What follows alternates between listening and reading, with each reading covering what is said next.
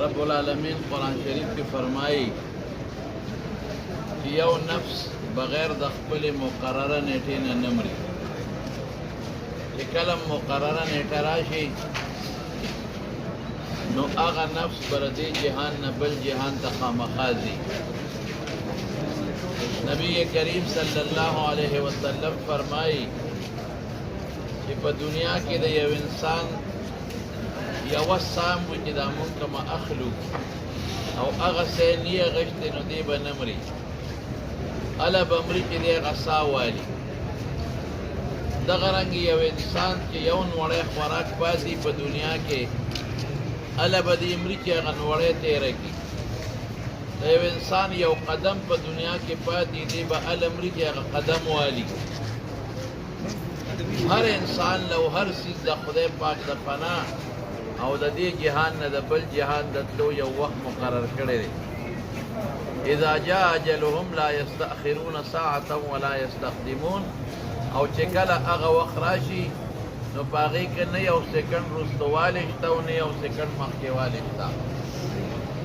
او چې کوم ځای الله مقرر کړی دی او کوم وخت الله مقرر کړی دی همغه به وي.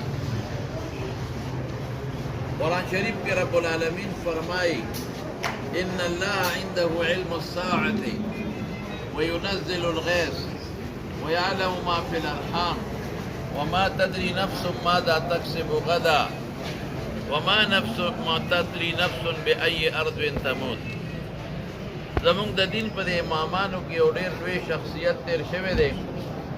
حضرت امام مالک رحمت الله علیه. مدینه شریفه کې خپله ټوله زندگی تېره کړې ده، اخر وخت. او مدینه شریفې سره د زړه مینه ډېره زیاته وه،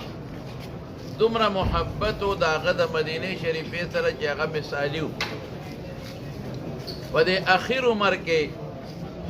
دی وایي پړه کې مې دا سوچ راغی چې بیت الله ته لاړ شم یو حج وکړم. حجونه یې مخکې ډېر کړي وو، خدای د زړه یو ارمان و چې یاره یو نفلي حج بله م وکړم. وړله به یې دا سوچ راته چې اسې نه زه بار چېته مړ نه شم. مدینه منوره کې مرګ یې خوښ و او د الله نه به یې دا سوال کو چې خدای ماله د مدینې شریفې مرګ راکړې. ځکه حضور پاک فرمایي چې کوم انسان مدینه شریفه کې مړ شي او دی مسلماني، دی به زما د قیامت په ورځ چې د پاسم زما لښکر کې به زما ډله کې به او دله به زه سفارش کوم. نو په دې سوچ کې و چې هسې زه حج له لاړ شم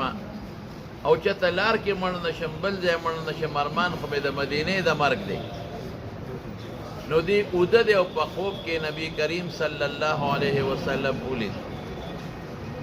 د حضور پاک نه تپوس وکړئ د الله رسوله زما عمر څونه دی؟ حضور پاک ته تپوس وکړئ مالک ابن انس په عمر څه کوې؟ وی د الله رسوله یو حج له میړه کېږي، خدا مې ارمان دی چې زما نه ستا په دې کلي کې وخېږي او ستا په دې ګاونډ کې دفن شم. نو یریږم چې هسې نه حج له لاړ شم او نیټه مې پوره چې د بل ځای مړ شم، بل ځای ښخ نه شم. نو تا نه تپوس کوم چې زما عمر نه څومره دی؟ نبی کریم صلی الله علیه وسلم ورته په خوله مبارکه غږ ونه کړو، دا پنځه ګوتې یې ورته داسې وښول. دی چې راویښ شو ډېر لوی عالم دی. حضور پاک یو حدیث کې فرمایي وی په مدینه کې به یو عالم وي او د دنیا د خلق به هغه له د ګوټ ګوټ ته راځي او علم به ترې حاصلوي. نو زمونږ د حدیثو بعضې شارحین وایي چې ردې نه عمده امام مالک مراد دومره لوی سړی دی، خو د خوبونو دا تعبیر دی چې په دې هر سړی نه پوهېږي. شاګردانو نه ملګرو نه یې تپوس وکړه چې داسې ما د حضور پاک مبارک نه د شپې په خوب کې د عمر تپوس کړی دی او هغې راته د خپلې پنځه ګوتې نیولې دی. څه مطلب؟ چا وی صاحب کیدی شي چې 15 ورځې دی عمر، چا وی 15 هفتې، چا وی 15 میاشتې، چا وی 15 کاله، خو څوک هم داسې نو چې پوره اطمینان بخش جواب یې ورکړی. نو په دغه زمانه کې یو لوی سړی محمد ابن سیرین چې هغه د خوبونو د تعبیر ماهر و، هغه له سړی ولېږه او ورته یې ویل چې ته دا خوب هغه ته بیان که خو ما ورته مه ښایه ځکه چې یو خوب ویني بنده نو داسې زړه کې عجب او لویوالی راځي هغه له چې هغه سړی لاړ هغه له خدای د خوبونو د تعبیر ډېر مهارت ورکړی و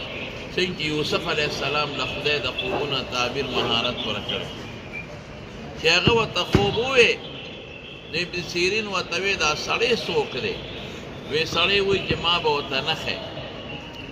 وی ښه دا خوب لیدلی شوی کوم ځای دی وی دا په مدینه منوره کې وی که ته نه م ښی ما وپېژنده دا خوب رکوټې سړي نه دی لیدی دا لوی سړي لیدی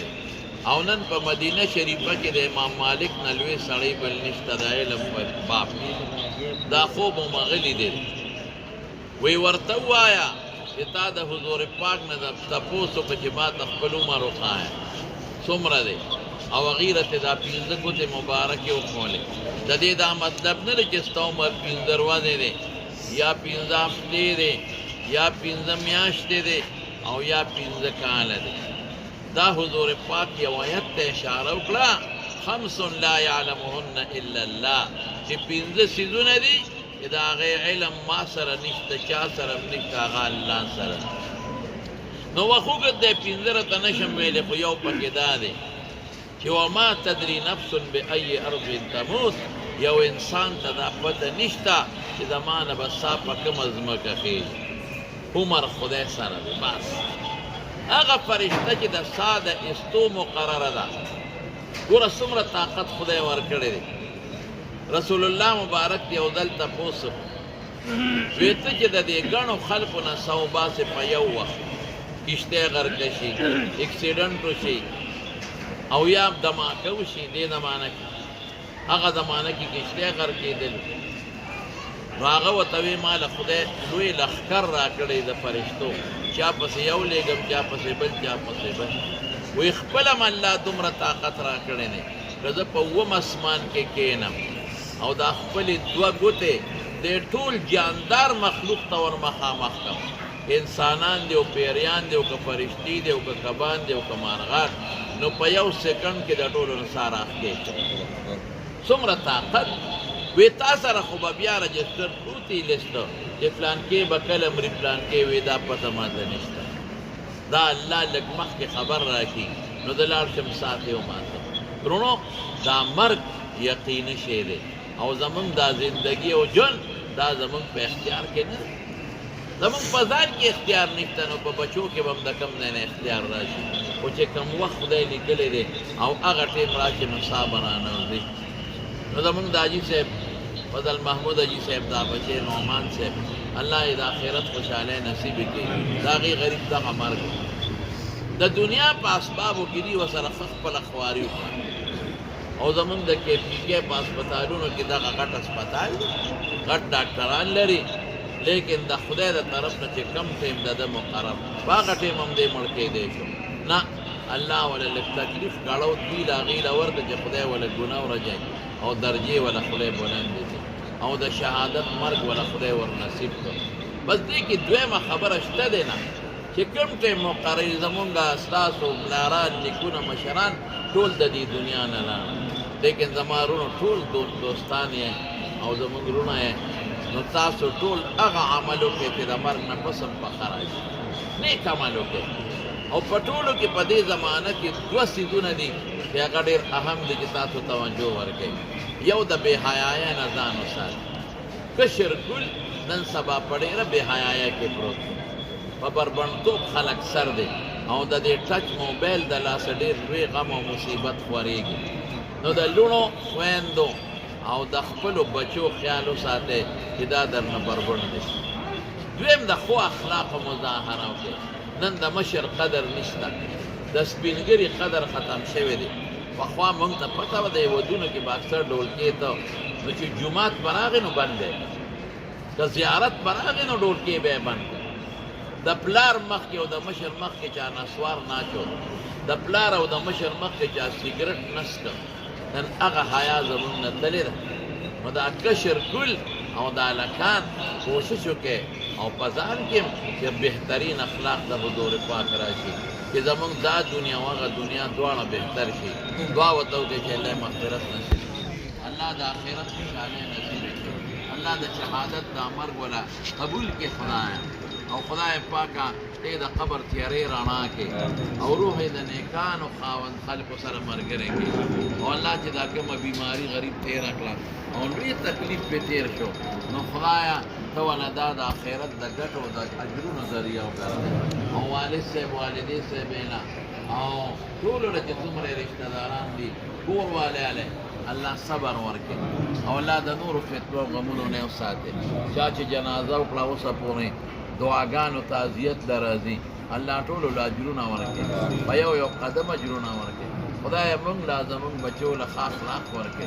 خدای د بې حیایۍ نه په امن کې وساتي. وصلى الله تعالى على سيدنا ومولانا محمد وآله وصحبه أجمعين برحمتك يا أرحم الراحمين.